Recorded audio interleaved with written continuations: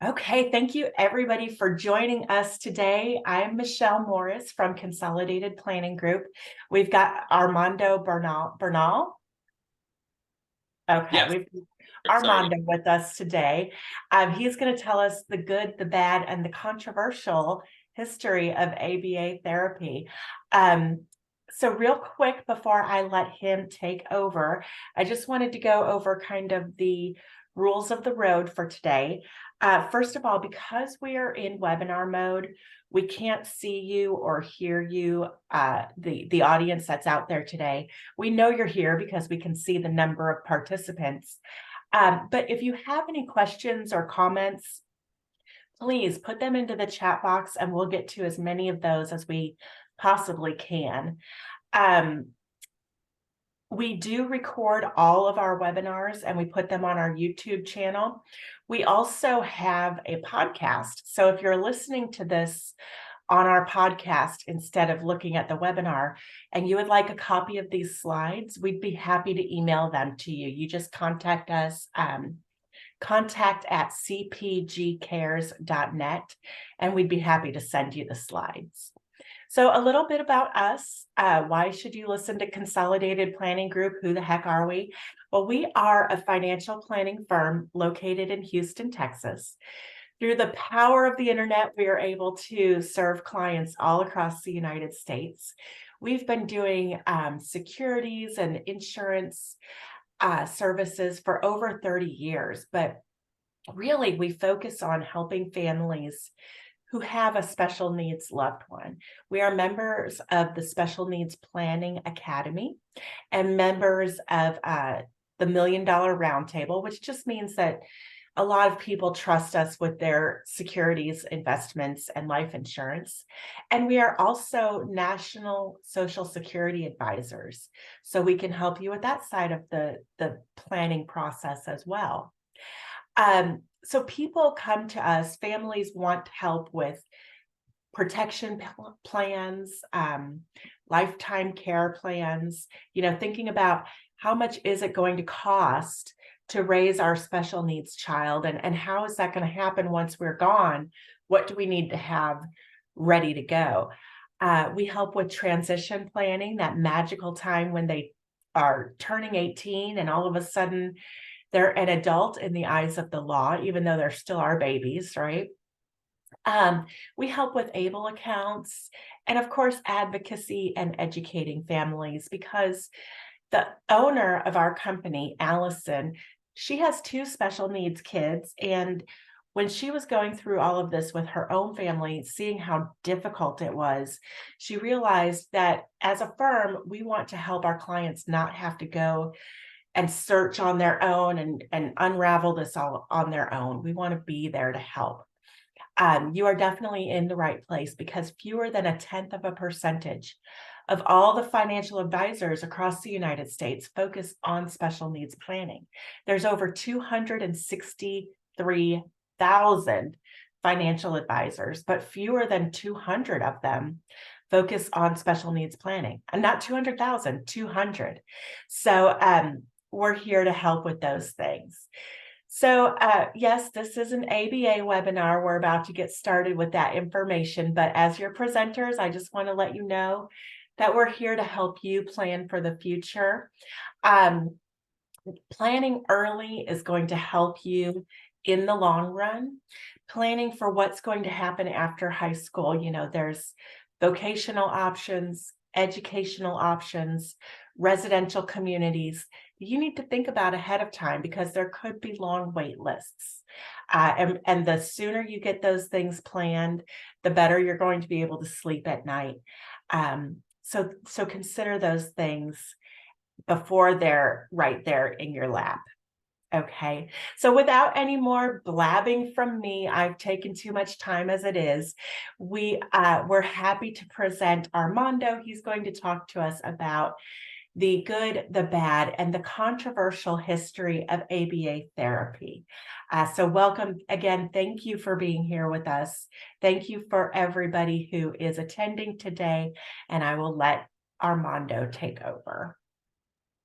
Fantastic. Thank you so much. And honestly, Margaret, thank you so much for the enthusiasm. I love the idea of like people wanting to learn more about ABA. So my name is Armando Bernal, and I am a board certified behavior analyst. When I do presentations like this, though, that are very, I would say, controversial in nature, much like that history or a hot topic in ABA, it's very significant for me to also point out a little bit of background on why I feel that I'm able to speak on such things. So myself, yes, I'm a board certified behavior analyst, but I was diagnosed with autism at the age of 3. And I tell this story where doctors told my mother that I might as well learn sign language because I was never going to be able to speak. They told her this, and that doctor probably had 50, 60 other patients to see that day and really sent her on her way, and said, best of luck to you. And, if you need any more medical things, please let us know. And that was the end of it. In the 90s, where I grew up, ABA was not that capable of getting in touch of. It was not a part of medical insurance, therefore we couldn't pay for it. It was very expensive, and we didn't grow up with a lot of money. But what my mother did have was access to the free public library, and so she went to the library, checked out books on autism, interventions for autism, understanding why I wasn't able to speak, things of that nature. And her, along with my sister and my father, were able to support me. And through this presentation, I'm taking questions. And through this presentation, I try to have people understand that I am very transparent about my own life. So, with me personally, I could not speak, and it was very frustrating for me. So, I had a lot of aggression, self injury, tantrums, even though I typically like to think that I was the perfect child. I'm sure that my Of, mother. of course you were. We all were. And because of that, right? It's the idea of that it was commonplace for me to do these things, but through the support of my mother, my family, I was able to start learning how to speak. This lack of communication through interventions eventually began to decrease, and we were very thankful for that. And that eventually led me into a special education type of career, from teaching to learning more about ABA, and then eventually becoming that BCBA. From that length of time, what I would hear from parents was that my child's life is over before it begins, or that autism is really a cancer for my son, that they're not going to be able to do things that they were needing to do. And so I took it upon myself to try and help out more and more individuals that I was able to serve. And that eventually led me to promotional jobs, clinical director. In 2020, I became a podcast host of a podcast called A Different Path, where I think everyone in 2020 became a podcast host back then. But I did enjoy the fact that I was able to do that. And eventually, though, it was this idea that there had to be more that I could do for individuals with autism. And eventually led to our company that I now own, which is Autism International Consulting, where we are currently the only autistic owned ABA company in Houston. We provide in home ABA therapy and soon to be clinic ABA therapy for all ages. And when I say all ages, I really mean that. From 18 months to 15, 20, we had a recommendation for a 39-year-old. We don't turn these individuals away because ABA, as you'll see, is all around us. It's just a matter of using it in the most appropriate way. In addition, much like my mother, we didn't have a lot of money. We tried to take all insurances, and that includes Medicaid. And we're able to support those that are in need of financial services, where we may waive copays or we may do payment plans. The bottom line, we don't want to have a parent or someone come to us and ask for ABA, and the financial issue is the reason why they turn away ABA. And with that, we can keep going. Yeah, I just want to ask before we go to the next slide, you mentioned you're going to be opening a clinic. Do you know where in the Houston area that's going to be? Yeah, absolutely. So we're going to be in the Spring Woodlands area. Oh, super cool, Yvonne.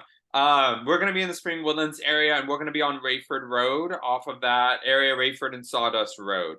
For the most part, our ABA is in the North Houston area. So that would be Cypress, Kingwood, Conroe, Magnolia, North area. However, we are taking currently 2 patients with a BCBA we hired in the Heights area. And we are continually growing. So despite us trying to reach the individuals we can, we do want to continue to gain more BCBAs that can better support this population. And the 37-year-old, for instance, Yvonne, would be a good candidate for us. We have a BCBA specifically that works with adults and teenagers because they require much more different kinds of support than a 5-year-old or a 7-year-old. So the point of this presentation, yes, is to understand the good and the bad of ABA, but it is also to really understand what ABA is in general. And in my life, I've had a number of questions or answers, and one of them is that, oh, you train them like you do dogs, or you train them to do certain aspects. And the truth of the matter is that ABA, although is behavioral centric, it is very different than that kind of meaning, but it did have its start there.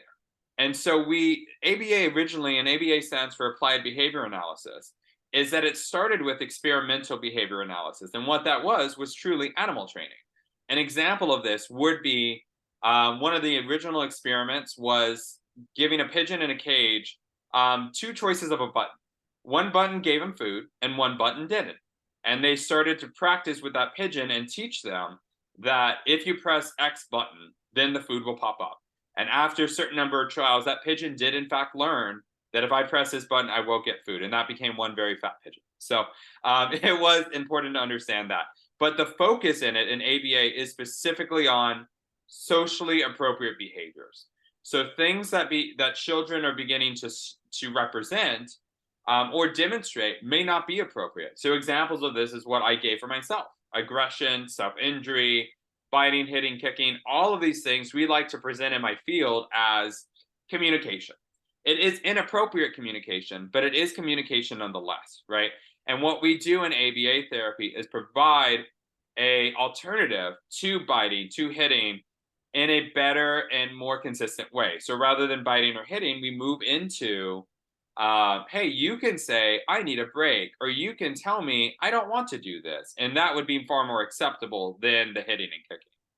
But what is significant as well is I get this conversation of, well, ABA is awful, or ABA isn't exactly what's meant for everyone, right? But the truth of the matter is that ABA is simply behavioral science, and that can be found in a number of different kinds of settings. So you have several pictures here where you have a picture of a dumbbell. ABA is presented with fitness instructors, where you have these fitness instructors not telling you, hey, person who's never run before, we're going to go ahead and run 20 miles. They typically start off at, yeah, I know, I shudder at that too. It's like, but at what Is cost? there a bear? Let me ask a question. Is there a bear involved? Because It's this idea that initially the instructor will say, okay, hey, you've never run before, that's totally okay. We're just going to do a few laps back and forth between the gym. And sooner or later, over time, that run back and forth between the gym could be, okay, now we're going to run 1 mile. Okay, now 2 miles, now 3. So it's in fitness. You see it in business regarding profits, where they talk about how can we reinforce the employees that we have to provide better profits for us. And so it's in a business practice. And one other area, although there's many other areas on top of this, is also addiction, where we have individuals that may be trying to decrease the consumption of cigarettes or the consumption of alcohol. And those individuals in addiction therapy will not go from smoking a couple packs a day to nothing immediately, that cold turkey scenario, but instead possibly their counselor, their therapist will move into, hey, I know you do 5 packs a day. Let's just try and do 4.5 packs today. And let's do 4. And we go backwards in that way. So you see that it can be in different settings. But what we're speaking on today, applied behavior analysis therapy, is specifically on behaviors that are socially appropriate to the individuals that they're around. We can go to the next slide here.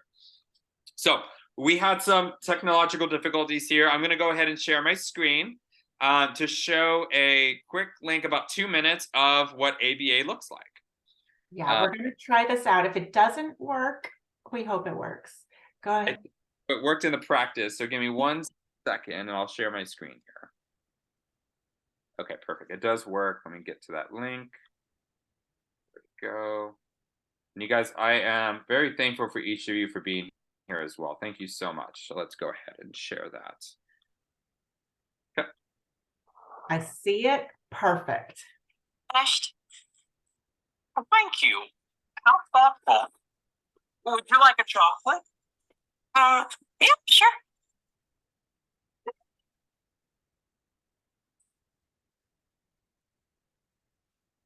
What was that? You said be nice to Penny. I believe offering chocolate to someone falls within the definition of nice. It does, but in my experience, you don't. Oh, sorry, Sheldon. I almost sat in your spot. Did you? I didn't notice. Have a chocolate.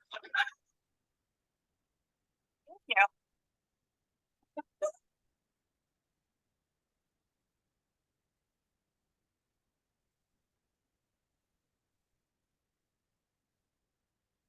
What's this cartoon called again? It's not a cartoon. It's anime. Anime. You know, I knew a girl in high school named Anime. Anime Fletcher.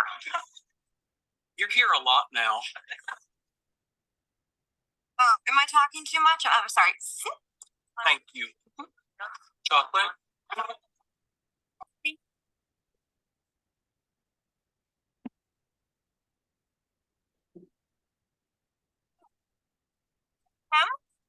Yeah.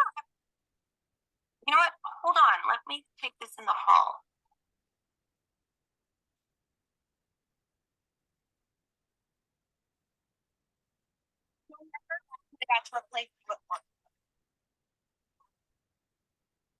Okay. I know what you're doing. Really? Yeah. You're using chocolates as positive reinforcement for what you consider correct behavior. Very good.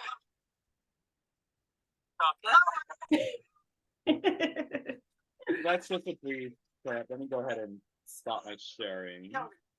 And I will restart sharing. We should be good to go. Just let me know if you could in the chat box, if my slides don't move, that would be sad. I love that show. That was such a great example. Thank you for sharing that, Armando. Of course, of course. So for those that were able to observe all of that, right? That's in a nutshell what applied behavior analysis can be. It's this idea that an individual that's working with this other person sees a certain behavior that they deem subjectively inappropriate, and then they decide to determine what could be possibly appropriate in its place. So in that kind of scenario, talking on the phone was inappropriate, so she learned, okay, if I want this chocolate, then I need to go into the other room. She was able to get that chocolate. Much like the children that we work with and the adults we work with, what we do instead is have them focused on behaviors that we also deem as that could be socially inappropriate. So for instance, hitting or kicking, and moving into there being a better way of doing so. These interventions that we're putting in place, much like what Sheldon did, was focusing on antecedents and consequences. So the antecedents, or what that means, is typically anything that happens beforehand to prevent a behavior from occurring. And consequences, although we typically deem it in our society as something negative or a punishment, consequences in reality are really more so just what happens right after the behavior. So you can break down the scenario where Penny took a phone call. The behavior that Sheldon presented was a sigh, and then Penny looked at him and decided to leave. So the antecedent, she left, sigh, behavior, consequence, she left. Therefore, this behavior was then tracked and was able to be observed. All of these things are going to be centered around behaviors that you can observe. A lot of the times when I work with parents, they deem behaviors, hitting, kicking, tantrums, as my child is sad or mad, or they're very frustrated with me. And although that may possibly be correct, those are all internal scenarios that we cannot necessarily deem as understanding. An example of this is that you may be upset if your child throws a precious valuable to you. However, that valuable means nothing to me, and therefore I will not be upset at that. And in there is the problem, right? That something that matters to you may not matter to the next person, and you compare that to your child. But what we do instead is that we focus on the idea that everything happens for a reason, and that we want to look at the external observations that we can see. A child threw something, sure, but can we deem it as happening for either attention, escape, they wanted something, or it felt good to them? And being able to have that focus allows us to better understand what behavior management a specific child is needing. Go to the next slide. And this is really no secret at this point anymore. Every couple of years, it seems that the autism prevalence begins to increase more and more.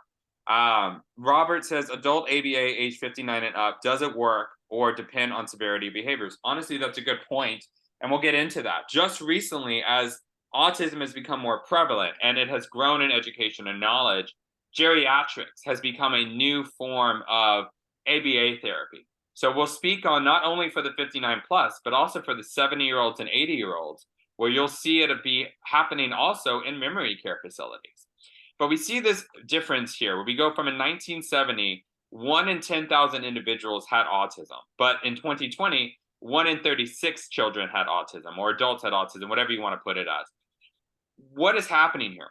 Why did we go from 1 in 10,000 to 1 in 36? Did we just get a sudden uptick and just about everybody was having autism? Or was there something bigger in us, right? And then we look into the research. And typically you have to see the difference between 1970 and 2020. A lot of things happened during that time. We had iPhones, technology, computers, all of these things. Also, in addition to that, was far more education in what autism is and what autism can look like, right? There was this, and I don't know how many people here have TikTok, but there was this issue where somebody was saying they were told, oh, autism is a 2020 kind of dilemma or issue. And then the woman who was speaking was like, really? The grandfather that you had that had the same lunch every day, who wouldn't allow anyone to sit in his chair, and would take the same route to work every day, there wasn't autism at all in these kind of situations. And it was important to note that education and knowledge of what autism really is took a hold. And so that's why we continually see this uptick and autism. Not to say that it just started happening this way, but it was always around, but we didn't have the knowledge to really do anything about it. And you think on also the time period that we look into, the acceptance, the allowance to let other people know that, hey, I have anxiety, just so you know. Hey, I have depression, just so you know. That was unheard of back then. Mental issues, mental disorders or diagnoses wasn't really spoken of back then. And instead, it was very much a very sad time. Through my podcast interviews, I interviewed an individual who was diagnosed at 65 years old. He had just got diagnosed with autism. But for his entire life, he spoke to me and said, well, in the 70s and the 80s, I was just a weird kid. Nobody wanted to speak to me, and I never understood why. And again, it was just part of the times. Nobody spoke about that. For the 90s and 2000s, myself, where I grew up, I never spoke about my autism. I was ashamed of it, because if I stuck out, that meant that I would get bullied or I could get made fun of. It's not like now, and I say this often, it doesn't matter what political party you're in, you have to look at the world and see that it is far more accepting, that people are more willing to say, oh, you have autism? Thanks so much for telling me. I appreciate that, rather than isolating them or looking at them as a pariah. One of the deepest parts of what we could consider the ABA history is Willowbrook. And some of you may know about this in this area, some of you may not. But what it was a New York state-funded asylum that was created in 1947. It was essentially a place for individuals, not just with autism, but any kind of developmental disability, intellectual disability, could possibly go and could possibly be held, because parents at the time didn't know what to do with these children. There wasn't the resources of today. There wasn't a place for them to go. The ratio was 50 patients to 1 orderly, or 1 individual that was caring for them. When you look at today's standards of ABA therapy and it's 1-to-1, imagine that big of a difference. It could hold 4,000 residents, but by 1965, it held 6,000 residents. This became popular, and it became more noted for a lot of individuals. From Gerardo Rivera's 1972 article, where I read this quote, this is what it looked like. This is what it sounded like. But how can I tell you about the way it smelled? It smelled of filth, it smelled of disease, and it smelled of death.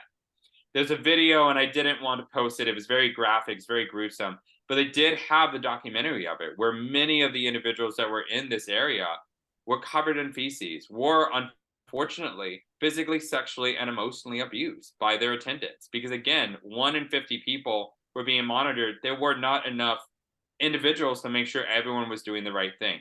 Cameras, as we know it today, were not present as they are. And that made it a lot easier, unfortunately, for these things to occur. because of this article given by Gerardo Rivera, there was a lot more popularity and want and protest and discussion and debate and argument on this place needs to be closed down. But you look at how long this was occurring. For 40 years, it was going on. This continued until it was closed in 1987. During this time, more information was given about ABA therapy. Given this time, more information was given about autism and other developmental disabilities. Again, keep in mind that ratio here is that 1947, we didn't even start tracking autism, the 1 in 10,000. 1970 was when we started tracking it. So from 70 to 87, we only had 17 years of information, whereas the other individuals had to go through this. They were just there. They had to deal with that. We can go to the next slide. So there's this rise in ABA, and you see this kind of situation occur where in 1947, there's terrible things occurring, but it was only until the 1960s that this experimental analysis that we spoke on earlier started to gain more and more variation and more diversity. In the 1960s, although we were working on ABA, there was still very little funding available for it. Much like in a lot of sciences, if there's no funding, there is no ability to research it further. And in addition to that, there was no outlet for publishing these findings. It wasn't until 1968 that there was a formal beginning that we can call it for ABA, because we finally had our first medical journal article and psychological journal article that would discuss what they were able to do with experimental analysis turn into this applied sector. Again, the key word here is applied. We go from animal training to, well, what if we use this on children? What if we use this on other individuals that are struggling? Much like any other science, we start in one area and it just develops and grows from there, right? So we have what's called the Journal of Applied Behavior Analysis. It's still alive today. You can definitely take a look at all the articles. And through that, we started gaining knowledge, education on evidence-based articles that could allow people to replicate what was being done in a kind of clinical, in a kind of sterile setting. This picture here that you see is a B.F. Skinner. He was what essentially we call the father of applied behavior analysis. He was able to start much of what we have today. The next slide. So from none, we had no articles whatsoever until 1968 to today. We have 17 different article publications that are created on a monthly basis, where there are new interventions, there are new evidence-based articles that are being presented that are peer reviewed. So we have behavior modification, behavioral interventions, Journal of Special Education.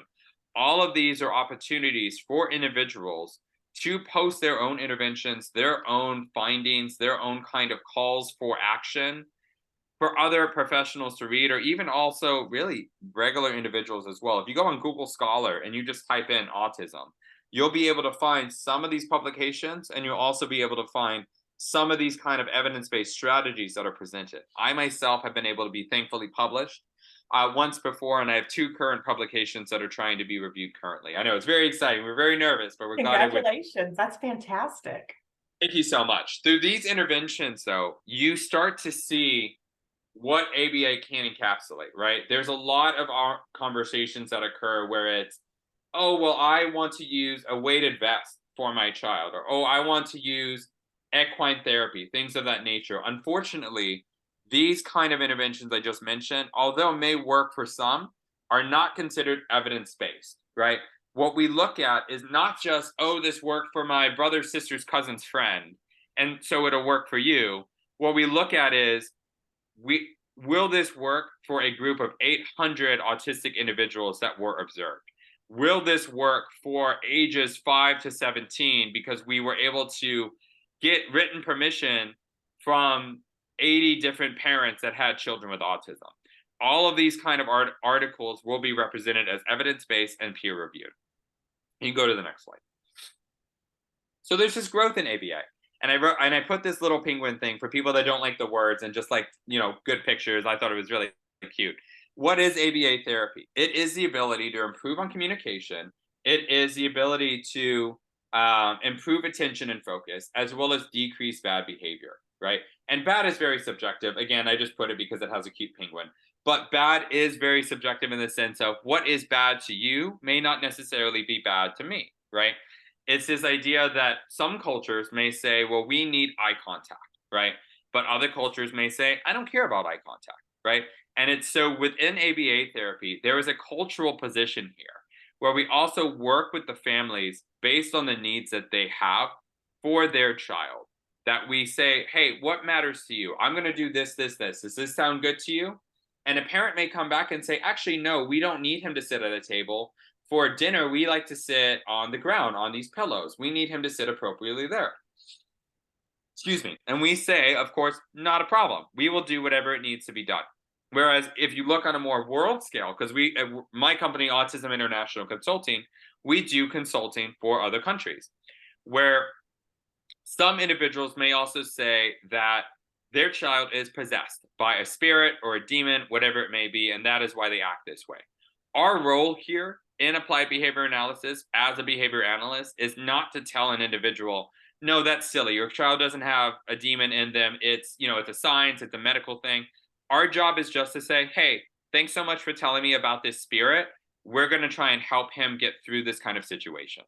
And that's the end of that conversation, and work as we typically would. Because again, that's not our position here. That's not our role. We simply want to see this child be successful for whatever it may be. And parents are thankful for that. So as we continue in through this timeline here, we see that in the 70s and 80s, more and more research was gathered on ABA therapy. We have more evidence-based strategies. We have more kinds of support needed for autism spectrum disorder. And as we continue, I want you to keep in mind that kind of timeline we had of this ratio growing more and more from the 70s to the 80s to the 90s. This ratio got smaller and smaller. And then by 1990s, ABA was considered an evidence-based strategy. By the 1990s, insurance providers, because we were evidence-based, started accepting ABA as something that they were going to cover. And because of that, we see more and more individuals getting diagnosed with autism and then starting to get into this field and getting the support they truly needed. In the 2000s, again, ABA is a science. And I like to say that a science is dealing with growth. And if you believe that you plateaued or believe that you have nothing more to grow from, you're no longer a science.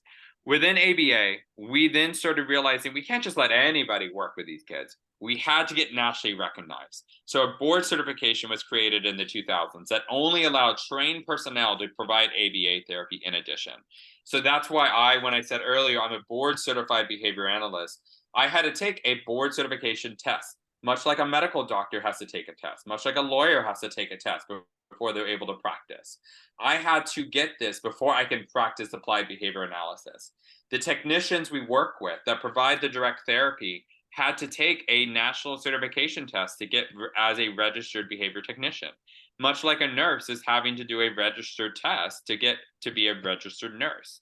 All of these occurred. And then finally in the 2010s and the 2020s today, ABA is founded in clinic, is in home, is in community, as few examples as well. But we also do vocational work. I didn't put that in there, but we are also able to work in the vocational setting.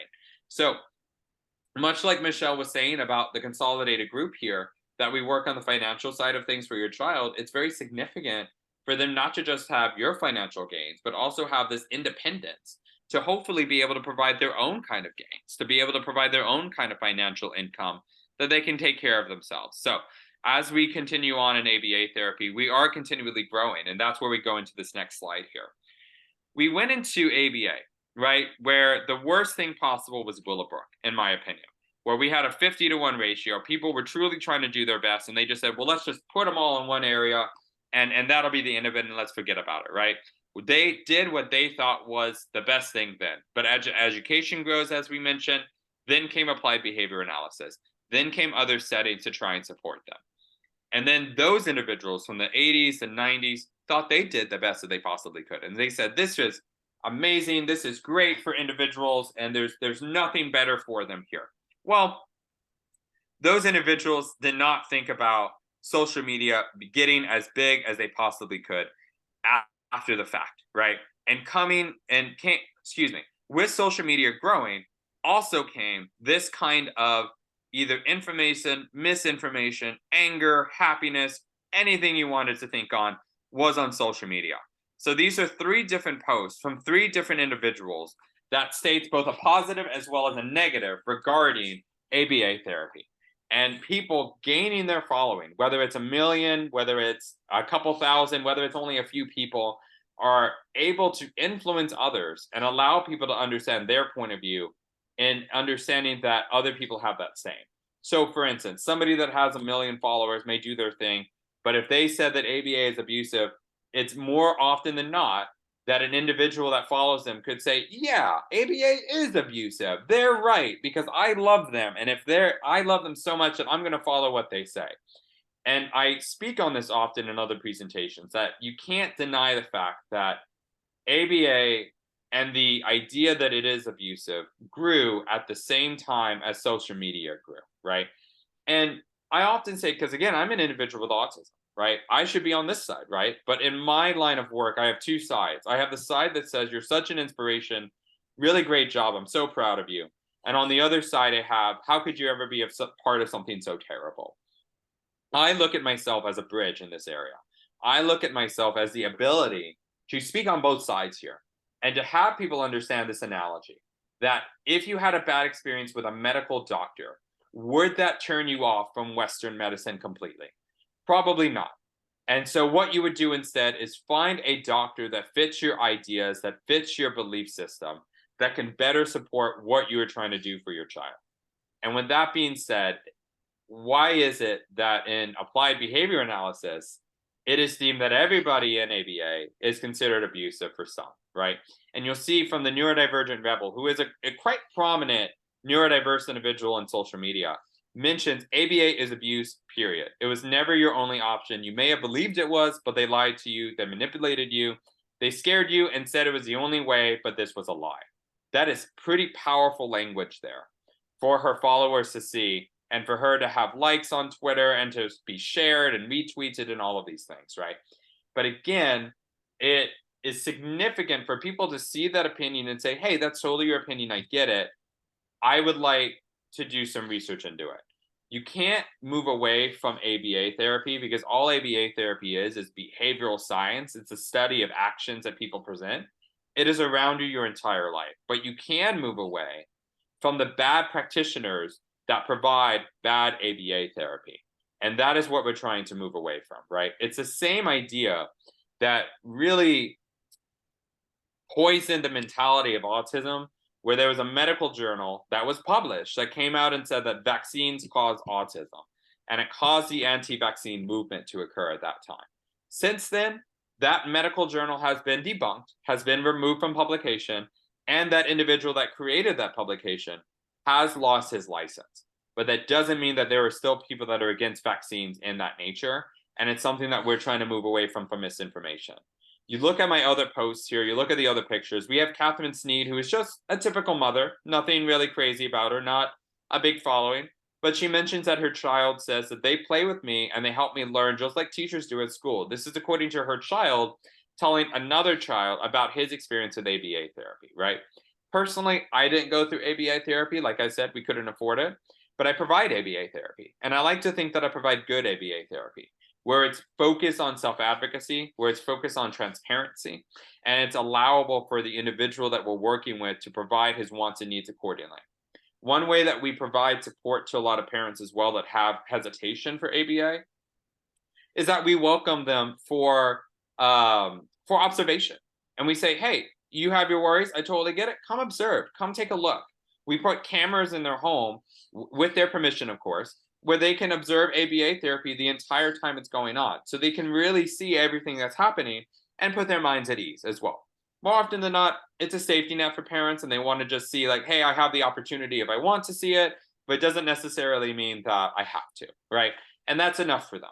But it's also allowing them to understand that, oh, maybe everything I read online before we started isn't exactly true. Maybe it's up to me to determine what I like and dislike about ABA and present that to my professional and have a conversation with them about what can possibly be done. We can go to that next slide now. So with this rise in social media and this idea that ABA is traumatic, right?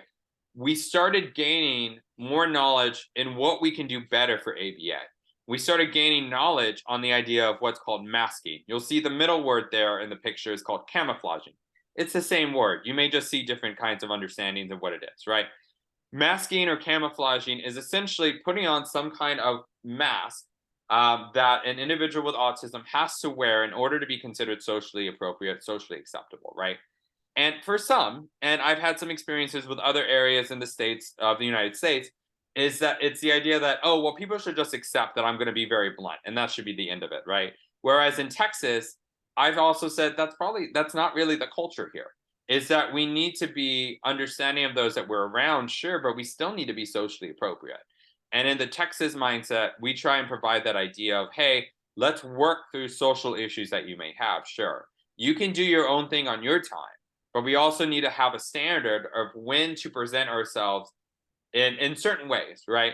If I was here currently hand flapping, not saying a word to you, but I was still expected to provide a presentation, that would likely not be acceptable at that point, right? But if I'm on my own time and it's private and I'm in my home, that could far more be more acceptable, right? And for the ABA that we provide as well, we don't necessarily focus on the hand flapping motor stereotypy, as it's called, unless it's during time that we're trying to get them to do something. Much like for my own self, I hand flap, and my wife currently says that that's how she knows she got me a good Christmas gift, because I'll hand flap when I'm really excited. And it's very cute and it's quirky, but it works for us, right? So it's this idea that you can be your own self, but you also need to understand how you present yourself is very significant to how you can be successful. And that's how we try to work through the different patients that we have today. So before we move on to the next slide really quickly, just keep in mind, again, this is all going to be emailed out to you. I don't want to go through each bubble here, but these are just different kinds of expressions, different kinds of reasons that was given through a peer-reviewed, evidence-based article on what individuals with autism may feel while they are masking. So just something to keep in mind. What can be done in order to better support these individuals that are masking here? What can be done to better support ABA therapy and make it a better practice, right? It's in of ourselves, and you'll see, and again, I don't want to read through each one of these, but you're more than welcome to read through it, is the idea that there are little things that we can do to better support the individuals that we're serving, right?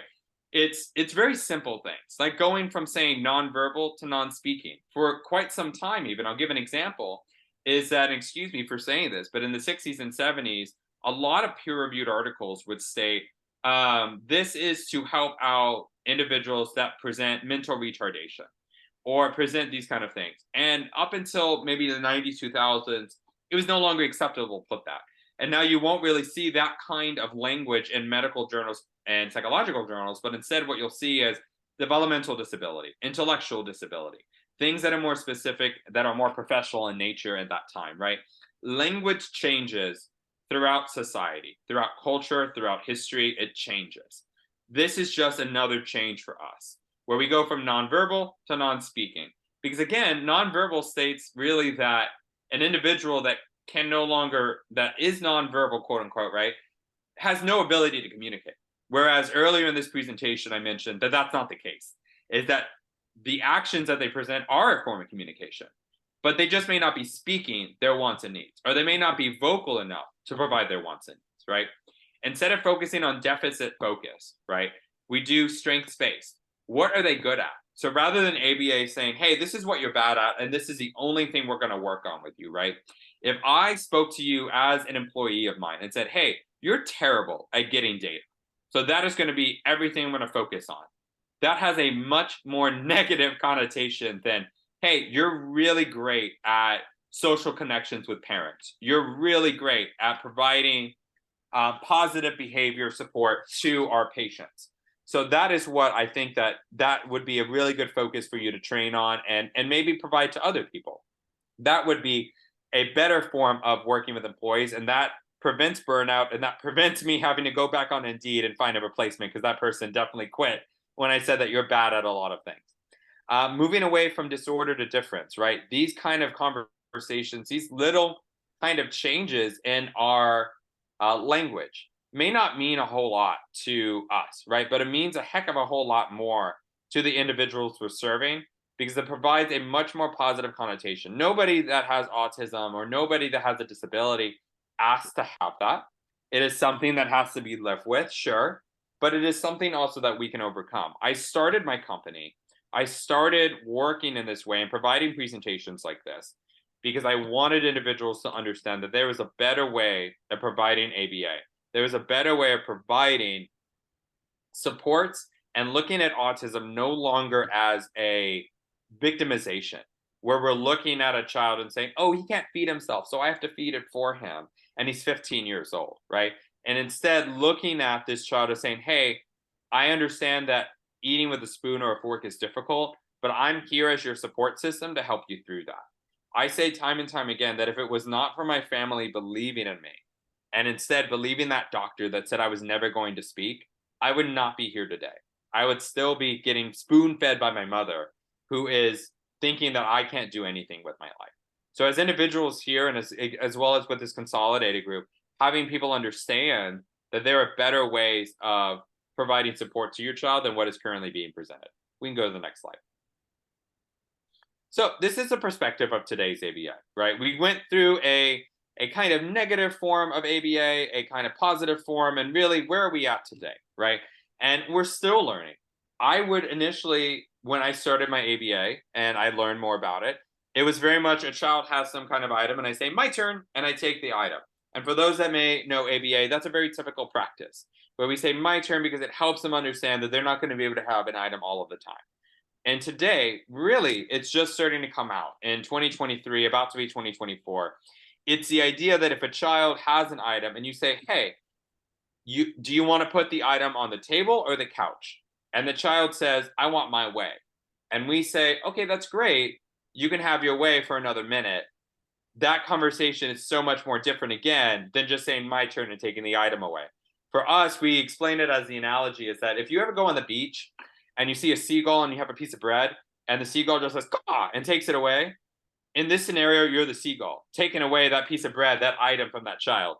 But instead, what we do instead is allow this child to understand that they have a choice, that they can advocate for their needs, but they also understand that there's a time and place that they do need to work and working through that with them.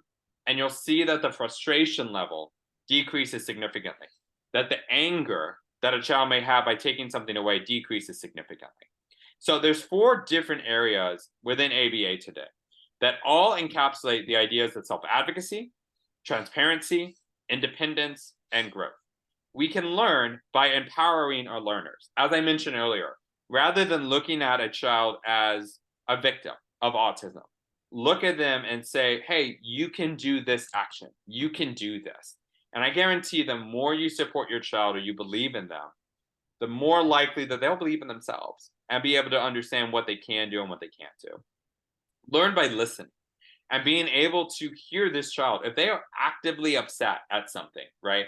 And you are not sure what it is, and you're like, oh, you can just deal with it kind of thing. That is not listening to the child, right? An example being, if a child is screaming anytime you do a stapler punch, and you just make the simple noise of just like that noise, and they scream at it, instead of being like, what's going on? Why is he doing that? It's so random, right? Look at the emotion, look at the actions that are being presented and say, oh, it's because he doesn't like the noise of the stapler. Hey, buddy, you can tell me XYZ to let me know that you don't like this noise. And then you say, well, how can I help you? How can I support you through that, right? Learn by creating joy, making it fun. No longer and gone are the days of, hey, we're going to sit at this table for 30 minutes and we're going to do everything I need you to do. And you're going to make eye contact while you do that. That's no longer our field anymore. That's no longer what we're doing. We're doing it by saying, hey, let's go play on the slide. Oh, you want more time on the slide? Great job. You can tell me more. You can tell me my turn to let me know that this is what you want and have a communication that doesn't involve you biting me. That kind of situation, right? And then finally, learn by teaching, right? We all didn't come up here and know how to be an engineer or know how to be an astronaut or know how to be a financial planner. Somebody had to teach us that in some form or manner, right? And being able to have somebody there as a support system that you feel like you can trust and have fun with, that could really make a difference here, right? So being said, all of this encapsulates the idea of self-advocacy. And we can go to our last and final slide here, where I'll leave my information for you. This is the question and answer time for each of you. Again, my name is Armando Bernal. This QR code, for those that are technologically savvy, if you take a picture of it with your camera, it'll lead you directly to our website here. As well as you're welcome to email me. It's on the bottom here as well. Again, I'm the founder of Autism International Consulting, where I understand that people may not just be from Houston, but maybe all over. We provide consultation services, not just internationally. We work with countries, sure, UK, South Africa, to name a few. But we'll also take webinars and web meetings as well, where we can discuss parent training or discuss other areas that may be significant for each of you. So thank you again for your time. I really appreciate it. And now we'll open it up to questions. Yeah, I don't see any questions in the chat box yet, but now is the perfect time to put those in. Everybody who registered for this webinar will receive these slides and a recording of this webinar in their email later today. So you will have this contact information for Armando. I really appreciate everything you've gone over for us today. I'll come back to this slide, but I do have a couple of more things for Consolidated Planning Group. We also offer, webinars several times a week where we present information about waiver programs and other benefits for special needs loved ones, how you can save money for them that will be able to be used for their future, but not jeopardize their benefits, how you can make sure everything is set up correctly. We have a link here where you can click later on to all of our upcoming webinars. This is our team. As I told you, we are a small independent firm based in the Houston area, but we work all across the United States. And we also offer a free consultation. This page, you can use the QR code to go to our calendar and schedule yourself with Consolidated Planning Group. This is different from Armando. We don't work together, but we love bringing in fantastic guest speakers like Armando. And if you are looking for him and you come to us accidentally, we're happy to give you his information instead. So don't worry about that. You can also follow our YouTube channel, Instagram, podcast, and Facebook. Again, Consolidated Planning Group is located in Sugar Land, which is just outside of Houston. And we work with families all across Texas and all across the United States. And Armando, you're in North Houston, and you also work with families all over the world, right? Yeah, we do. So people just typically, there's on our website, there's like a form submission, and they give us their email, their number, so we can contact them, and then we get them scheduled. Fantastic. Yeah, so our free consultation, it's usually about half an hour. It's over Zoom. We want to first answer your questions and make sure that any questions you have about benefits or planning for the future or anything you need, really, we answer those questions. You get to pick our brain, and then we'll tell you a little bit about how we work and what we do and the different planning packages that we offer. So I've left this up long enough. I'm going to go back to Armando's screen. And if there are any other questions, this is your shot. Otherwise, I just want to say thank you, everybody, so much for being here today. Thank you, Armando. This has been so helpful. Such a great webinar. It even, I didn't even understand all these things about ABA therapy and how much it's changed over the years and different. I do come from a background of education, but it's different when you're in a public school setting in an English classroom. That's what I used to teach. So it's great to see how things are evolving and changing in the world of education, especially for children with autism. Well, individuals with autism. All right. Well, again, thank you. I don't see any further questions. But thank you again, everybody, for being here today. I hope you have a great day and that you've got some fun coming up this weekend. And we'll talk soon. Thank you, everybody. Bye-bye. Bye now.